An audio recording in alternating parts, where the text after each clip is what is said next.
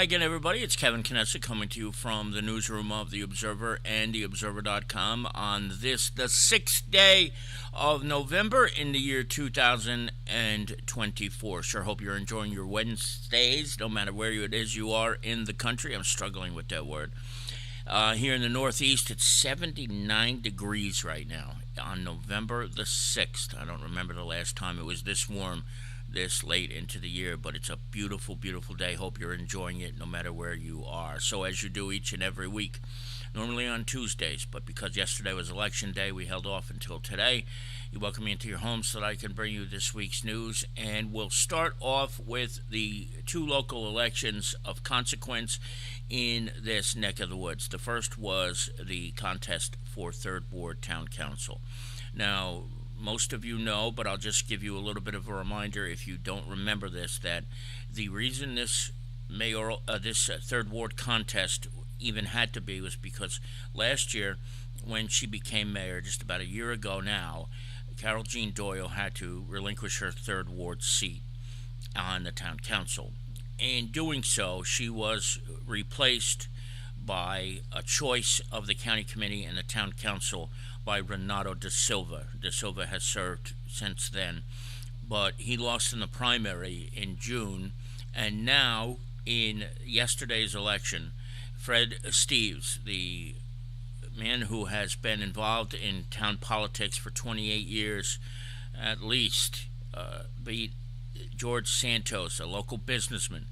And you see the tallies on the screen, 1,878 votes to 1,624 votes. Now, I think if you are a regular viewer, you know there was also a write-in campaign waged. The write-in candidate, or however many there are, there's no way to tell just yet who got how many votes, but there was a total of 74 of those when all is said and done. So it didn't really have an impact on the election either way.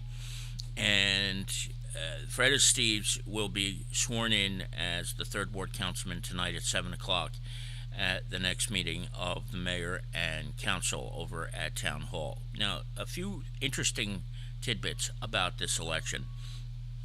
From what I understand, I have not seen the district-by-district breakdown in the 3rd Ward. There are 9 districts in the 3rd Ward. My understanding is that if you take away all of the early voting, which was the machine votes and anybody who voted by paper ballot, that George won. He won the same-day voting that took place yesterday.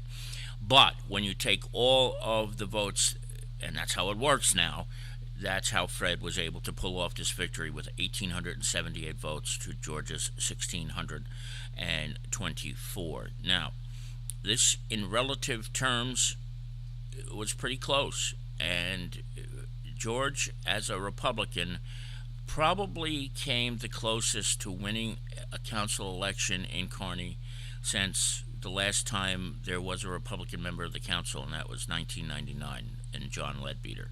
So the way everything worked out, this was, I don't know what you'd call it. Is it the rebirth of the Republican Party in the town of Kearny? Some may think that is the case.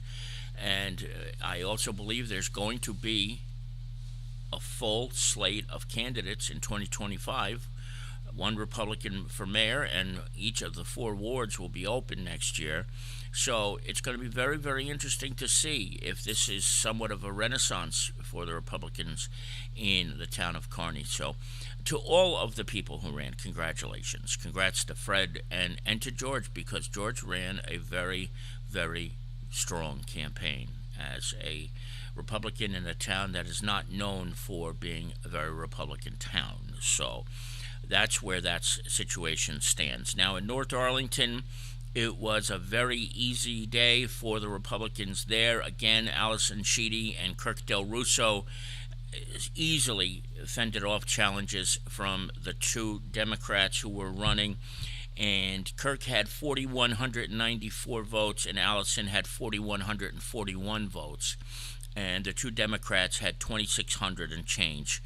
So that election in North Arlington wasn't even close. if you took the early ballots and saw it, when I saw the first dump comes at 8 o'clock, around 8 o'clock, and those are all the paper ballots and all the people who voted in the early election. I'm telling you, I looked at it and I said, wow, this is very close, much closer than I ever expected. But when all was said and done, Dan Pronti's folks did very, very well once again, and I can't say that's a surprise, because when you consider all the things that are going on in North Arlington, something we're going to get to in this edition of the Observer Live, they are on a roll, and it is just pretty extraordinary to see what's going on there. So Allison and Kirk, I know them personally. I can't thank them or congratulate them enough on their victories, and they will now serve for 3 more years at least in the borough of North Arlington. Now, here's this week's front page. I don't know if I had a chance to talk about this earlier or last week. I'm trying to remember all that, but I can't. But we had a chance to meet these two women who you see on the front page today, Sue and Nancy. And they're sisters, and their uncle was a man who served in the military during the Second World War, and Malcolm Bindon is his name. And the banner that you see in that picture is of Malcolm.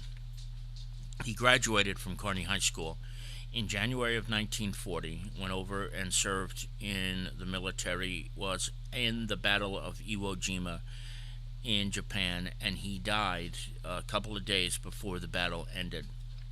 And I had a chance to meet these two people who are his nieces, and boy, what a story they had to tell about their uncle who they never met, and their family, and this man who walked the same streets that we did when he was a kid. And, you know, the Battle of Iwo Jima was a vicious battle, and the more and more I read up about it, I realize how absolutely fierce it was. And this was a man who gave his life because he wanted to, and he wanted to go to fight in the Second World War. It's what people did in that era. And I think for many of us who are not as old as that, it's kind of hard to envision that people were willing to just go. And that's what Malcolm Bindon did in 1944, I believe, is when he enlisted. And then he died a year later. He went from Kearny to San Diego to Honolulu to the Iwo Jima volcano mountains, I believe is what it's the official term. And he is buried in Honolulu now at one of the national cemeteries. So getting a chance to meet the two people who were his niece was a thrill of a lifetime, especially if you're a history buff. Stuff like that is just priceless. And I hope you'll get a chance to read the story. Their banner for Malcolm Bindon is right in front of Mr. Nino's 3 on Kearny Avenue, and it's prominent. You can see it right there. You can probably tell from the image right to the side is where Mr. Nino's is. And there was a gentleman who brought all of this to our attention. His name was Ron Woods. He's a military guy, originally from here, lives around somewhere in northern Virginia now.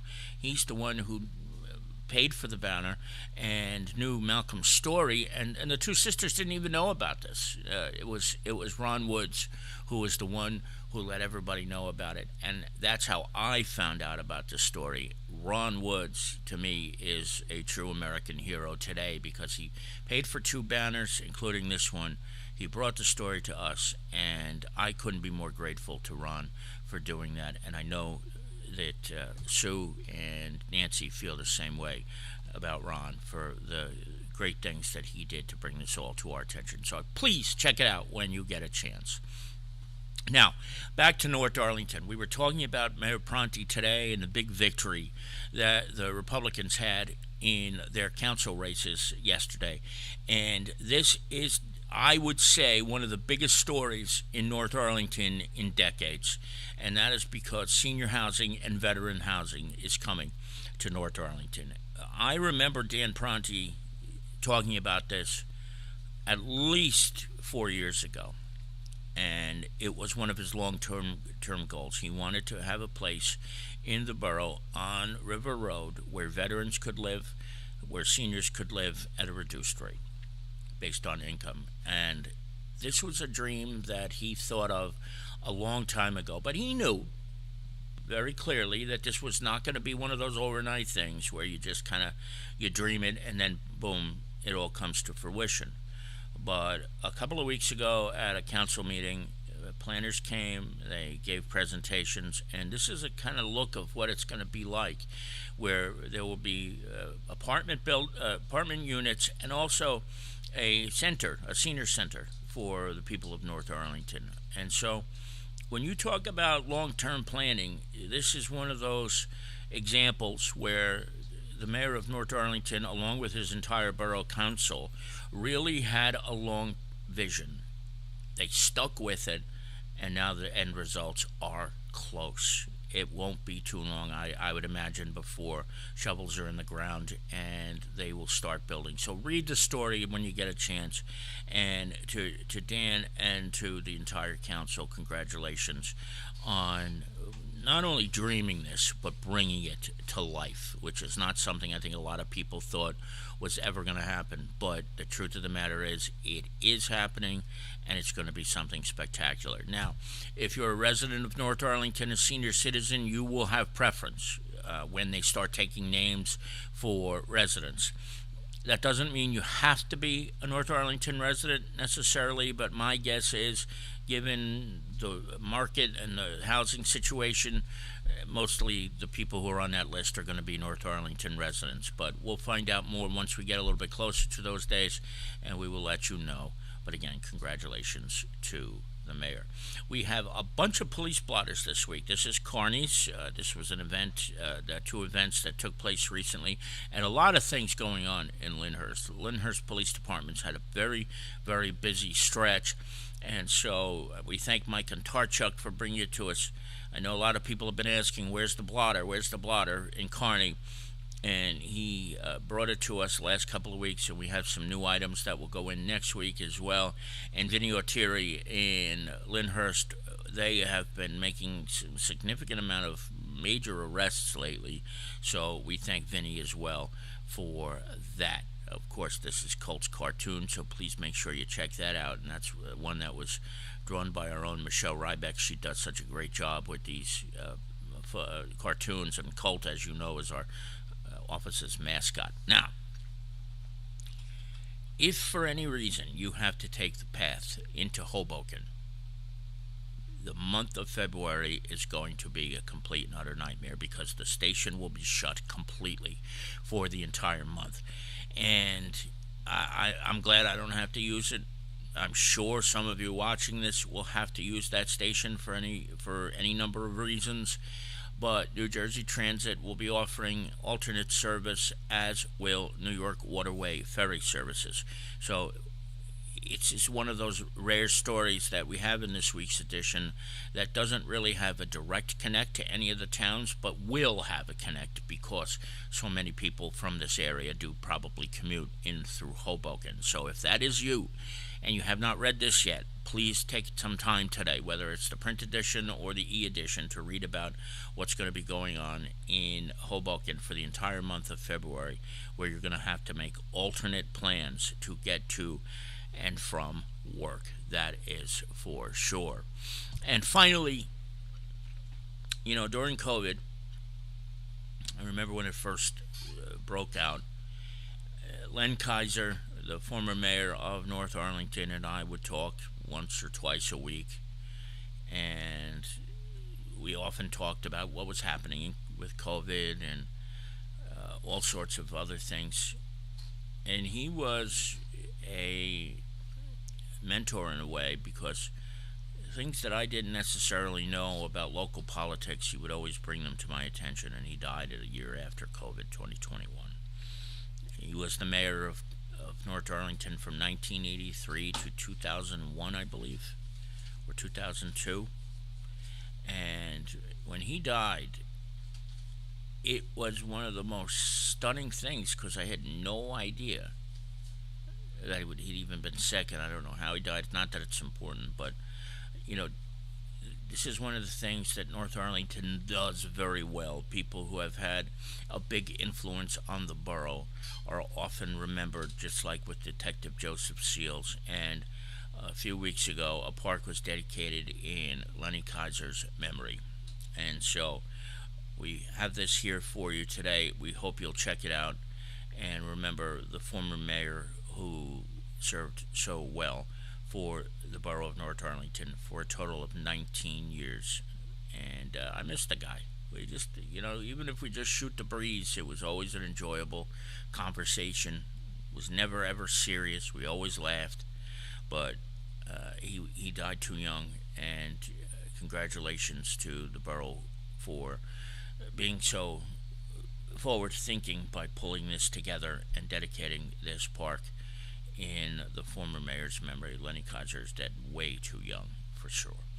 Don't forget, we have 2 pages of classifieds in this week's edition, so check those out at your earliest opportunity. And then, of course, we will be back 1 week, probably we'll go back to the Tuesday since the election is over, and we will have more news for you then. But if anything breaks in the course of this week, we will certainly bring it to you live at that moment. But again, just to recap one more time, 3rd Ward. This is the final result of the 3rd Ward Town Council race, where Fred Esteves will take office tonight at 7 p.m. at Town Hall, and also in North Arlington, Allison Sheedy and Kirk Del Russo both easily fend off challenges from 2 Democratic challengers. So from the newsroom of The Observer and TheObserver.com, this is Kevin Cadessa signing off for now. We hope to see you back here again very, very soon, and we hope you enjoy the rest of this beautiful Wednesday, everybody. Take care. Talk to you later. Bye-bye.